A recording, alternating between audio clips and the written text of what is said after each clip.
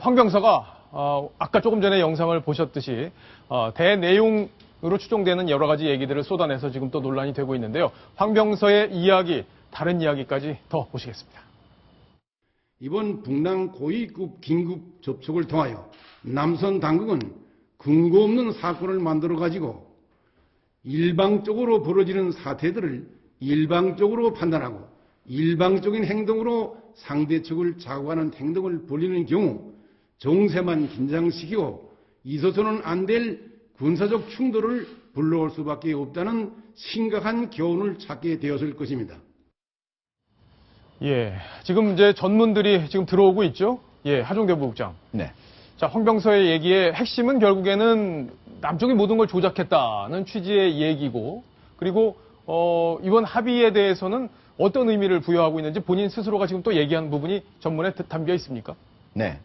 지금 보면은 북한에서 아까도 잠시 우리가 보았듯이 예. 북한에서는 어떻게 보면 우리가 해석한 거하고 완전히 다르게 북한에 유리하게만 해석했는데 그 유리하게 해석한 것도 공동 보도문에 근거해서 했다기보다는 자기들이 당초에 주장하던 것을 그대로 다시 한번 반복한 거에 불과하다. 그런 측면에서는 좀 이해하기 좀 어려운 좀 반응 아닌가 이런 생각이 듭니다. 네. 자, 아까 제가 이제 이 황병서의 발언이 전적으로 이 모든 것은 그 남조선 당국이 조작한 것이다. 예. 이렇게 이야기했다는 것을 제가 말씀드렸지 않습니까? 또 마지막 결론 부분에 가서는 또 더 황당한 것이 이번 북남 긴급 접촉에 이룩된 합의 정신을 남조선 당국은 진지한 자세로 대하고 그 이행에 적극 나섬으로써 앞으로 이 남북관계 발전에 적극적으로 이바지하기 바란다. 잘 지켜보겠다. 예. 그 말인 거예요. 결국 이 모든 것을 남조선 당국이 다 조작하고 했지만 우리는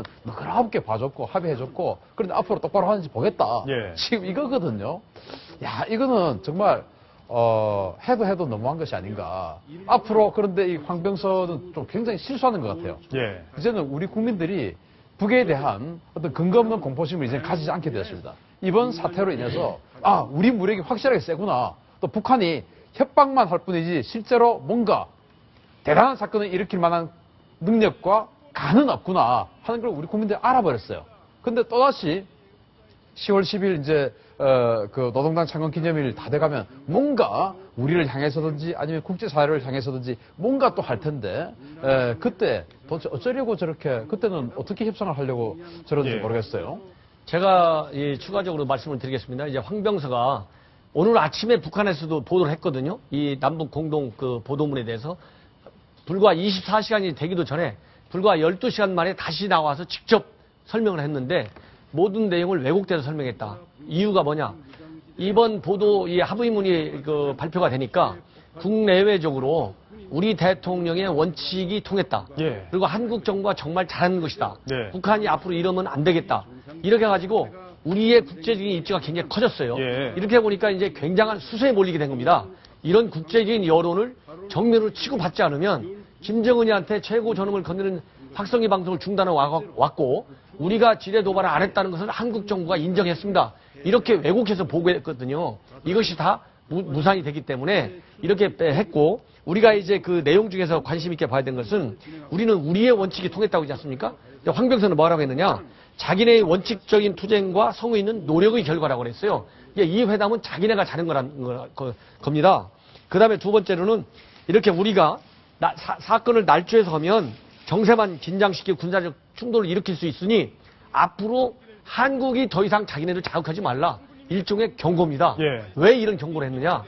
만약에 이 협상 이후의 후속 회담 과정에서 자기네가 뜻한 대로 우리가 따라오지 않으면 자기네가 긴장을 또 조성할 수 고조시키겠다. 예. 이런 얘기를 한 것이고 그래서 잘 따라와라 이거죠. 그 다음에 마지막으로 적극적으로 이행을 해가지고 우리가 남북관계에 발전하는데 한국이 이해해라. 그래서 만약에 자기네 뜻대로 잘 안 되면은 한국이 남북관계에 이런 장애를 조성해갖고 남북관계를 진전시키지 못하기 때문에 자기네는 불가피하게 긴장을 조성할 수밖에 없고 남북 대화를 이번 회담에서 합의한 남북 대화를 추진할 수가 없다. 예. 이렇게 해갖고 남북 대화의 팔을 언제라도 깨갔다는 이런 사전 어포를 다 깔고 있습니다. 자, 신균 대표님, 혹시 이런 생각도 한번 해볼 수 있을 것 같아요. 지금 많은 사람들이 건부에 있던 사람들이 지금 죽어나갔잖아요. 북한에서. 혹시 황병서가 이번 회담을 마치고 돌아갔을 때 김정은 입장에서는 굴욕적인 회담이었다고 평가할 수 있고 그럼 어떻게든 분풀이를 하고 싶을 생각이 있을 텐데 알아서 저런 얘기를 내가 하겠다. 그러니까 결국엔 목숨을 부지하기 위한 방편 아니겠느냐 이런 해석도 가능하거든요. 그럴 수 있죠. 어떻습니까? 지금 이제 방금 전옥현 차장 말씀하셨듯이 국내적으로 논평들이 이번에는 그 한국의 외교적 승리다, 또 어떤 그 인내의 승리다, 한국의 전략적 승리다, 이런 논평들이 많이 나오고 있어요. 그러한 것들이 만약에 김정은이 이제 그러한 보도들을 서치를 하고 있다면 굉장히 불쾌하고 당황스러운 일이죠. 그러면은 이런 전례적으로 이런 협상을 잘 못했을 때 처형당한 그런 사례들이 많이 있기 때문에 예. 황병서가 사실은 굉장한 기반을 가지고 저런 2인자 자리에 올라간 사람 아니고 느닷없이 이 김정은 시대에 젊은 나이에 기반 없이 갑자기 2인자 자리에 올랐던 사람이기 때문에 기반 없는 사람은 그 자리를 유지하기 위해서 끝없는 과잉 충성을 할 수밖에 없습니다. 아니 그렇다면은 그런 구조라면은 지금 남북 간에 합의를 해서 이제 앞으로 도발하지 않겠다 이렇게 서로 이제 악수를 한 상황이잖아요. 근데 자기 목숨 부지하고 자기 입지를 찾기 위해서 또다시 도발을 할 가능성도 배제할 수 없는 거 아닌가요? 그러면 또다시 도발을 만약에 한다 하더라도 예. 지금처럼 직접적인 어떤 그 확성기를 재가동할 수 있는 어떤 도발은 안 할 가능성이 높다. 그러면은 이 확성기라는 것이 지금 DMZ 내에 어떤 그 육상 지역에서 발생을 했을 때 무력 도발이 발생했을 때 틀 수 있는 가능성이 굉장히 큰 것이거든요.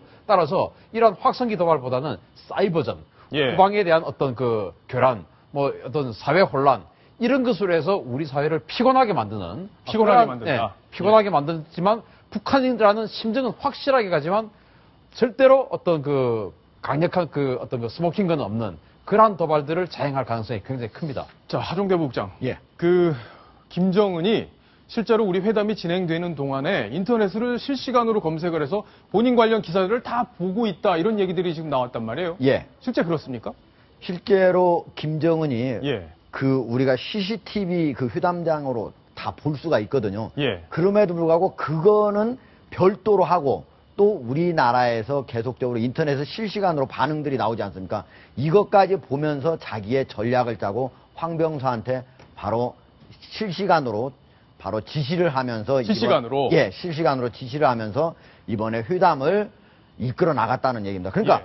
이번에 황병서 그리고 김관진 실장이 바로 가장 앞에서는 직접적으로 회담을 했지만은 실제로 중요한 부분에 있어서는 북한에서는 김정은 그리고 남쪽에서는 박근혜 대통령이 큰 틀은 짜줬다 이렇게 볼 수 있습니다. 아니 근데 이 회담장 옆에 카메라가 달려 있었고 예. 그 카메라를 통해서 김정은 그리고 박근혜 대통령도 회담 시간을 실시간으로 다 봤다. 그리고 예, 목소리하고 실제 잠도 못 화상이 잤다. 동시에 다가갑니다. 예. 그러면 다 보고 뒤에서 쪽지를 넣어주고 이렇게 해서 진행을 했다 이런 거잖아요. 예. 예.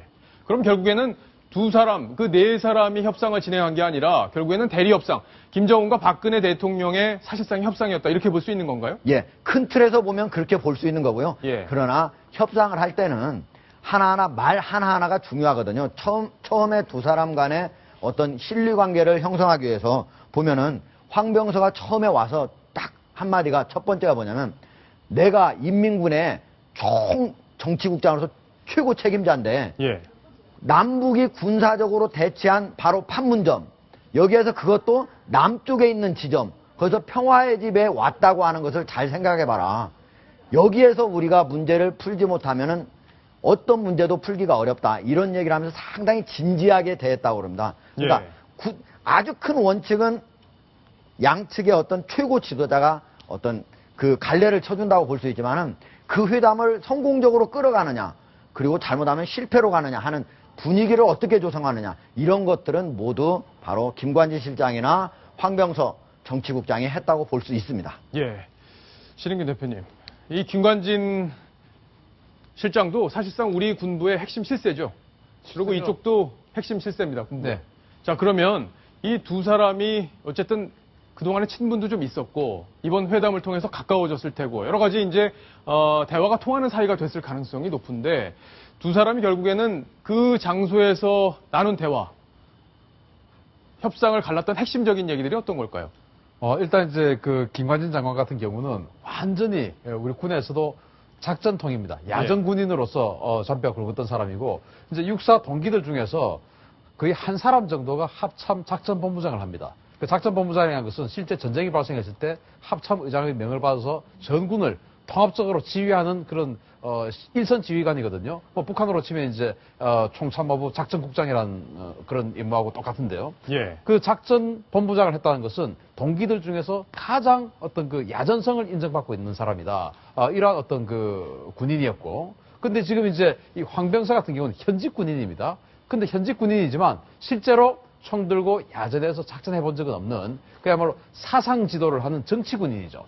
따라서 이제 나이는 동갑이고 또 지금 뭐 전북 전주 출생인 우리 김관진 실장과 비슷하게 전북 고창 상 출생이에요. 출신일 가능성이 굉장히 높죠. 예, 예. 아버지가 이제 비전향 장기수일 그 확률이 높다고 지금 알려져 있는데 이런 여러 가지 공통점과 또 상이점이 있는데 아무튼 작년 10월 달에 아시안 게임 할 때 만났지 않습니까? 구면에다가 이번에 이러한 어떤 통전부, 통일부 이러한 통통 라인 외에 예. 새로운 군부 어떤 핵심 라인이 생겼다는 것은 우리 남북 관계에 아주 긍정적인 면이 될 수는 있습니다. 자, 지난해 10월 인천 아시안 게임 때 두 사람이 만나서 얘기하는 장면이 있는데 그 장면을 보면서 두 사람이 얼마나 가깝게 보이는지 좀 보셔야 될 텐데 저렇게 귀옛말 비슷한 얘기를 지금 서로 대화를 나누고 있습니다. 두 사람이 어떤 대화를 나눴을까요? 지금 손도 잡고 있는 모습이죠? 예, 상당히 친분이 있어 보이는 그런 상황인데 두 사람이 나눈 대화 들어보겠습니다. 환영합니다. 예, 좋았습니다. 예, 만나서 제가 잠깐 여기하겠습니다. 왜냐하면 국무총리가 일로 오시니까 예, 국무총리 보고 오실 겁니다. 국무총리 때와 좀 친한 사람까지 가져야지. 아, 그럴까요? 예, 예, 앉으시죠. 예, 예. 자, 고맙습니다. 예, 건강하세요. 예, 행동하세요. 자, 저 모습이 보면 예. 이제 그 의전이라는 게 굉장히 중요하지 않습니까? 그러면은 우리 국무총리가 오기 때문에 그 국무총리의 맞은편 자리를 또 당연히 북측에서 온 제일 높은 사람이 앉아야 의전이 체계가 맞는 겁니다. 그래서 김관진 실장이 국무총리가 여기 앉을 거기 때문에 황병서 총참모장 국무총리가 앉을 그 맞은편 자리에 앉으시라 이렇게 했더니 황병서 총참모장이 아니 그런 게 어딨어 난 친한 사람 앞에 앉겠어요 이제 이렇게 지금 이야기한 거거든요. 예. 나름대로 상당히 이제 당신하고 친해 그러면서 이제 과시를 한 것인데 그런군요. 그것이 이번에 어떻게 작용됐을지 모르지만 어쨌든 돌아가서 하루 만에 지금 뒤통수는 쳤습니다. 예. 자, 뒤통수를 치긴 쳤지만 본인도 살고 싶어서 아마 그러지 않았을까. 좀 이렇게 이해하고 이 합의 정신이 좀 지켜지기를 우리는 바랄 수밖에 없는 그런 상황인데 자, 이번 협상에서 가장 빛났던 것이 역시 박근혜 대통령의 원칙을 지키는 그 뚝심이었습니다. 전옥현 처장님. 자, 이게 과거 정권에서는 볼 수 없었던 어떤 그런 원칙 고수, 뚝심. 이게 결국엔 김정은을 무너뜨렸다. 이런 평가가 나오고 있죠? 이제 바로 이제 그런 평가가 나오기 때문에 북한에서 오늘 아침에 공동 보도문을 제대로 발표했다가 예. 오후 되니까 저렇게 태도를 돌변해가지고 자기네가 원칙적인 투쟁을 강하게 해가지고 쟁취했다. 한국 잘못하면 안 된다. 앞으로 똑바로 제대로 이번 합의 정신을 이해하거나 이렇게 왜곡 선전을 하고 있지 않습니까? 예. 이게 박 대통령의 이 남북관계에서의 이니시티브와 리더십을 전혀 인정하고 싶지 않고 오로지 김정은이의 지시에 의해서만 이번 회담이 성공하게 된 것이다. 그렇죠. 이렇게 왜곡 선전하는 것이죠. 예. 자, 하종대 부국장. 이 예. 지금 뚝심이 빛난 순간이 세 차례가 있었습니다. 그 세 그렇죠. 차례를 정리를 좀 해주시죠. 예. 먼저 북한이 준 전시 상태를 선포한다 하면서 마치 전면전을 불사할 것 같은 그런 아주 분위기를 조성을 했죠. 그렇지만 우리 박근혜 대통령은 직접 바로 국가안전보장위를 직접 주재를 하면서 우리 군과 그리고 국민들한테 안심을 부탁하면서 직접 이게 대응할 것을 얘기했고요. 또 하나, 회담장에 북한이 먼저 우리가 김양건 바로 대남 사업을 20여 년, 약 30년 넘게 이렇게 해온 사람을 보낼 테니까 너네 김관진 실장 나와라 했는데 우리가 무슨 얘기냐? 우리 김관진 실장 나오려면은 너네도 최고 실세인 황병서 나와라. 황병서는 북한에서 김정은 다음에 바로 2인자입니다. 북한의 노동당에서도 정치국 상무위원회의 상무위원인데요. 그 사람은 딱 김정은을 포함해서 3명뿐이 없습니다. 그러니까 어떻게 보면 그동안에는 북한은 우리하고 장관급 회담을 한다면서도 우리가 장관 나가면 거기는 차관이 나왔거든요. 근데 이번에는 저쪽에서 김양건 보낼 테니까 김양건도 부총리급입니다. 너네 같은 우리 바로 김관지 실장 나와라 했는데 안 된다. 우리 최고 실세 가는 거니까 너네도 내보내라 해가지고 다시 맞춘 거고요. 예. 그리고 바로 김정은이가 어느 경우에도 자기 자신의 잘못을 인정하지 않습니다. 그리고 내유신 기자회견을 할 때 이거는 남쪽이 바로 날조한 것이고 그거를 빌미로 해서 그 날조한 걸 빌미로 해서 대북 방송을 멈추라고 한 건데 우리 박근혜 대통령이 협상의 마지막 날 직전 날이죠. 우리가 확실한 사과하고 재발 방지책이 없으면 절대로 하지 않겠다. 결국은 그것이 공동 무도문 안에 들어가게 됨으로써 예. 박근혜 대통령이 어떻게 보면 이 국내에서 정치를 할 때는 상대한테 너무 어떤 그 양보의 타협 정신을 좀 적은 거 아니냐, 이렇게 적어서 양보하지 않는 거 아니냐 이렇게 했지만은 북한 같은 그런 항상 벼랑 끝 전술을 하는 데 있어서는 우리도 원칙을 끝까지 고수하는 이런 박근혜 대통령의 전략과 전술이 제대로 맞아떨어졌다. 예. 그래서 김정은이가 어떻게 보면은 2013년에 박근혜 대통령을 한번 시험해 본 거거든요. 예. 그리고 이번에 두 번째 시험해 본 건데 둘 다 어떠한 어떤 소득 그런 것이 없었다. 이렇게 볼 수 있습니다. 네. 박성훈 논설위원. 네. 지금 뭐 어쨌든 새누리당에서는 상당히 대통령의 이번에는 뚝심 이런 것들을 높게 평가하는 부분이 있고 야당에서도 지금 이종걸 원내대표도 상당히 후한 점수를 줄 수 있다 이런 얘기를 했죠. 네. 예. 이번 그 결과에 대해서 어떤 대화의 물꼬가 트였고 특히나 이제 야당에서는 원래가 그 있던 그 아까 입구보다는 어떤 출구를 뭐 찾아야 된다 이렇게 박지원 의원 같은 경우 얘기도 했듯이 어떤 향후에 빨리 대화를 나가라 이렇게 많이 그 추천을 했던 입장이기 때문에 그 결과에 대해서는 비판하지 않습니다. 다만 아까 그 일부 이 그 협의 내용 공동 보도문 내용에 일부의 그 의구심을 제기했습니다만 어쨌거나 박근혜 대통령이 뚝심 있게 밀어붙였고 그 원칙을 갖고서 북한으로 하여금 어떤 그 처음으로 그 유감 표명을 김정은 집권 이후에 처음으로 받아냈다. 이 부분에 대해서는 뭐 야당도 부인하지 못하는 이런 상황 같습니다. 예. 자, 전학균 차장님. 그럼 이번에 결정적으로 북한이 이렇게 우리 엉덩이를 막 붙잡았잖아요. 가려고 그러는 거를. 붙잡고 또 결국에는 이렇게 꼬리를 내리고 하는데 근본적인 원인을 좀 분석해 봐야 될 텐데 뭐 여러 가지 각도에서 분석이 가능할 것 같은데 정리를 좀 해 주시죠. 예, 우선 가장 시급한 것은 자기네가 이제 이게 아주 최고도의 군사적인 위기를 촉발시켜가지고 한국 정부의 말하자면 항복과 같은 자세를 유도하려고 그랬는데 거꾸로 그 과거와 달리 우리 정부가 강력한 응징을 했어요. 특히 한미 공동 동맹 정신에 따라서 이렇게 되니까 거꾸로 이런 군사적인 우욕, 군사적인 응징을 김정은이가 굉장히 느꼈다. 예. 자칫 잘못 관리하면 자기네 체제의 종언이 언제 올지도 모른다는 굉장한 급박한 위기의식을 가진 것이 제일 컸고 그 다음으로는 이런 이 위기를 타협을 함으로써 이번 합의문에서 나왔듯이 다양한 그런 교류 협력을 촉진시키고 또 당국 간 대화를 통해서 자기네가 그토록 갈구하는 이런 오이사 조치 해제 그리고 금강산 관계 재개 그리고 우리의 기업들의 대북 투자 이런 거를 해서 나중에 실질적인 실리를 확보할 수 있는 제대로 된 협상의 틀을 만들자. 이런 것이 복합적으로 장한 결과라고 봅니다. 자, 신행균 대표님. 여기 보면 미국의 첨단 무기 한반도 배치 가능성이 계속 저희 언론을 통해서 보도가 됐습니다. 이 얼마나 무서운 첨단 무기들이 배치가 될지 이 부분에 대해서 북한이 상당히 겁을 먹었던 것도 사실이죠. 괌에 예. 실제로 8월 초에 지금 이제 우리 화면에는 B-52 폭격기가 나오고 있는데 네. B-52 폭격기 이전에 B-2 스텔스 폭격기 세대를 이미 배치를 했어요. 네.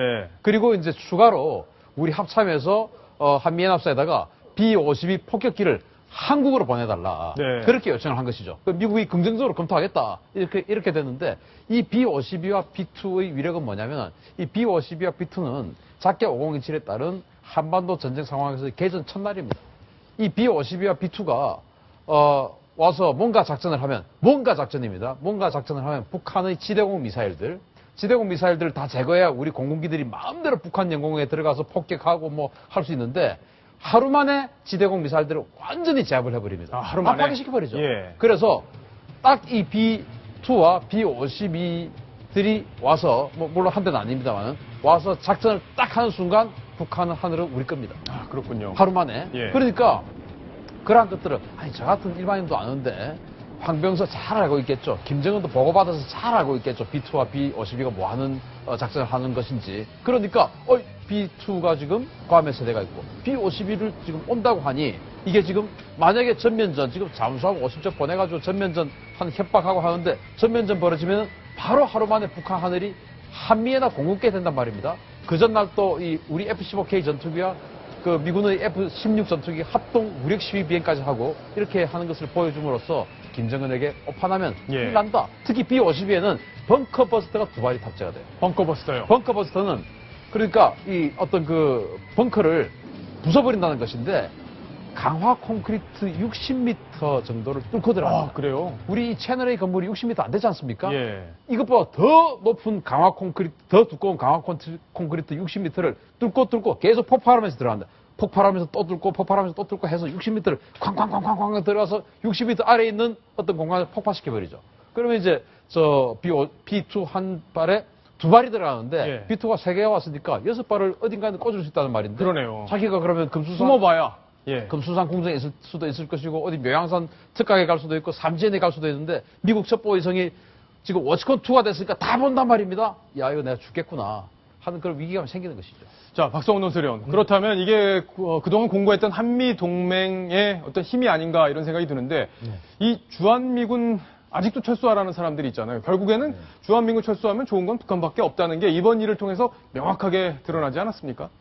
주한미군을 철수하라는 요구를 하는 사람들은 굉장히 정말 누가 봐도 종북적이라고 얘기할 만큼 예. 메가더 동상 철거에서부터 어떤 과격한 반미 투쟁에 앞장서 왔던 사람이지만 그보다는 좀 온건한 수준이지만 우리가 많은 부분은 굉장히 그럴싸해 보이는 전시 작전권을 빨리 반환해야 된다. 예. 이런 어떤 그 중간이 아니라 그보다는 좀 온건해 보이지만 그러나 그 지금에서 어떤 우리의 작전권을 스스로 행사하지 못하는 이런 나라는 자주적이지 않다라고 하는 바로 북한의 논리를 좀 변형되게 받아들여서 그것을 마치 그 정상적인 군대에 가는 첩경인 것처럼 하면서 전시작전권을 빨리 왜 반환하지 않느냐라고 하는 주장이 정치권 내에서까지도 있지 않습니까? 그렇죠. 야당에서 그런- 지금도 주장하고 있죠. 예, 그리고 근데 이번에도 봤듯이 우리가 지금 평시의 작전권은 사실은 국지도발 같은 경우는 우리가 기본적으로 대처합니다. 물론 그에 대한 무력에 대한 공동 대처는 국지도발 공동계획에 의해서 이번에 처음으로 같이 했습니다만 근데 이것을 빨리 전작권 회수를 해야 된다라는 것이 지금 종북주의자들과 일반적인 그 정치권 내에 뒤섞여 있거든요. 예. 그래서 이런 부분이 이번에 보듯이 한미 연합전력이 없었다면 튼튼한 연합전력이 군사 전작권으로 같이 묶여 있지 않았다면 과연 김정은이가 이번에 우리의 이 대북 방송만으로 숙이고 들어왔을까라고 하는 걸 다시 생각해 보면 네. 그 부분은 우리한테 굉장히 중요한 자산이다라고 네. 하는 걸 실감할 수 있을 것 같습니다. 자, 아주 당연한 말씀입니다. 하종회 복장. 예. 이번에 근데 미국뿐만이 아니라 중국도 북한을 상당히 압박을 했잖아요. 예. 중국 언론에 나온 내용들도 있던데 이번 일과 관련해서 그 내용까지 좀 소개를 해주시죠. 예. 중국은 이번 사건이 벌어지자마자 예. 추고홍 주한 중국 대사가 남북 모두 자제를 하라. 무력 대체하지 말고 이런 얘기를 했었죠. 그때 북한은 한마디로 무슨 자제 타령이냐 하고 일축을 했습니다. 네. 그런데 그 이후에 중국 언론에서 여러 군데에서 나왔습니다. 뭐라고 나왔냐? 9월 3일이 중국의 전승절입니다. 9월 그리고 3일이요? 예, 박근혜 대통령을 비롯해서 러시아의 푸틴 대통령 등 여러 나라 사람 정상들을 다 초청을 해놓은 거거든요. 그러니까 대통령도 지금 전승절 참석하고 열병식까지도 참석할 거다 이렇게 중국은 그렇죠. 이제 보도하고 있잖아요. 예, 이미 참석하기로 공식 발표가 됐는데 만약에 남북이 이렇게 준 전시 상태에서 계속적으로 대치한다면 대통령 가기 어려운 상태가 되는 거거든요. 그러니까 중국 입장에서는 북한의 도발로 결국은 중국의 전승절을 망치고 있다. 예. 이렇게 생각이 되고 있는 거죠. 그래서 저기에 보면 환구시보가 대표적으로 밖으로 자기네 나라의 입장을 내보내는 그런 신문의 대표적인데 중국이 중시하고 있는 열병식에 네. 실질적으로 간섭하는 악의적 태도를 무관심하게 방치할 수는 없는 일이다. 저 악의적 태도는 북한의 악의적 태도거든요. 예. 그런 거는 절대로 방치할 수 없는 것이다. 저렇게 계속적으로 내보냄으로써 북한에게도 큰 압력이 됐을 것으로 생각이 듭니다. 네. 이제 그 또 공동 합의문을 그 보도문을 보면 우리가 조금 다른 게 있어요. 북한은 우리는 이제 스피커를 끄겠다. 근데 북측은 동시에 준 전시 상태를 해제하기로 했다. 예. 하고 동시에가 북측 보도문에 들어가 있습니다. 네. 또 왜 우리가 다를까? 저게 이제 아주 그 예민한 건데요. 우리가 실행할 것은 확성기를 끄면 됩니다. 아주 명확한 것이죠. 간단하고 명확한 것이죠. 그런데 북측은 지금 준 전시 상태를 해제를 해야 되는데 준 전시 상태를 선포하기 위해서 병력을 이동시켜 놨습니다. 후방에 있던 포병들을 군단 포병들을 사단에 예속시켜서 전방으로 집결시켜 놨죠. 그리고 포병들을 방열시켜 놨습니다. 포문을 열어놓고 탄약을 막 재놨습니다. 그것들을 다시 다 걷어들여서 자기가 있던 부대로 돌아가야만이 우리는 안심하고 끌 수가 있죠. 예. 그래서 합의는 비록 2시에 새벽 2시에 발표를 했지만 그러한 시간들을 우리가 주기 위해서 낮 12시에 우리는 스피커를 끄겠다. 그런데 너희들은 그때까지 우리가 스피커를 끌 때까지 그럼 왜 스피커를 우리가 안 껐냐? 북한 병력들이 전방으로 왔던 병력들이 다 원상 복귀해라. 그러면 우리는 끄겠다. 아, 그렇군요. 그래서 이제 그러면은 우리 자기네들은 이렇습니다. 그날 아침에 자 여기 나와 있던 군단 포병들 다시 부대로 돌아가라. 근데 분명히 완전 군장하고 전쟁한다고 지금 나왔는데 아무 전쟁도 하지 않고 갑자기 돌아가래요. 근데 남에서는 계속 지금 확성기가 나오고 있어요. 이거 우리 진 건가? 라고 예. 생각할 수 있죠. 아, 그렇군요. 그래서 동시에 자기들 다 불러가고 동시에 하겠다라고 하는 그 동시에라는 단서를 단 것은 그런 의미 때문에 아, 동시에 그렇군요. 들어간 겁니다. 예, 제가 신은균 대표의 해석을 들으니까 아주 명확하게 이해가 되는데요. 자, 일단 북한이 이번 준 전시 상태를 선포한 뒤에 핵심 전력들을 지금 남쪽으로 배치를 했단 말이에요. 잠수함뿐만 아니라 여러 가지 무기들을 배치했는데 이거 다 돌아갔는지 그것도 궁금하네요. 이제 공기부양정들이 지금 돌아갔다는 그 말은 없습니다. 그러나 예. 사실은 공기부양정이 한 20척 이내 정도가 그 백령도 앞 고안포라는 곳이 있어요. 그 장산고 반도를 딱 돌아가면 고안포라는 곳이 있는데 저 고안포에 한 20여 척 미만 정도가 이동 배치됐다. 네. 이런 정보가 있죠. 그런데 저 공기부양정이 한 70여 척 정도가 배치가 되면 우리 군이 좀 긴장해야 되는데 한 20여 척 정도는 우리 백령도에 우리 코브라 공격 헬기가 몇 대가 배치되어 있습니다. 그 코브라 공격 헬기 딱 사격 타겟이 되기 좋은 정도의 숫자예요. 그래서 큰 위협이 안 되는데 잠수함이 문제입니다. 그렇죠. 그래서 예. 이제 잠수함이 50여 척이나 사라졌다고 하는 것은 이건 무시무시한 일이거든요. 예를 들어서 2010년도에 잠수함 한 척 잃어버리는 바람에 천안함 폭침당했지 않습니까? 이번에도 50척 중에서 한 대여섯 척을 만약에 우리가 끝까지 못 찾는다면 어떠한 일을 벌일 수 있는지 모르죠. 그런데 이제 지금 국방부 발표 정보에 의하면 기지를 나갔던 잠수함들이 이제 들어오고 있다. 예. 이제 이런 그 보도가 지금 나오고 발표가 나오고 있는데 저는 조금 이 장면에서 조금 아쉬웠던 게 잠수함이란 것이 정말 무시무시한 거는 맞는데 우리 김관진 장관과 홍영표 장관이 조금 더 체력이 더 좋으셔서 정신력이 조금 더 좋으셔서 한 하루나 이틀 정도만 더 끌어서 황병수를 더 안달나게 만들었다면 우리가 더 많은 걸 끄집어냈을 거예요. 예. 왜냐하면 잠수함이요. 북한 잠수함은 덩치가 작습니다. 그래서 이 잠수함이라는 것은 배터리를 움직이거든요. 엔진으로 움직이는 게 아니에요. 기름으로 움직이는 게 아닙니다. 배터리를 움직이는데 북한 잠수함 하루가 지나면 방전이 됩니다.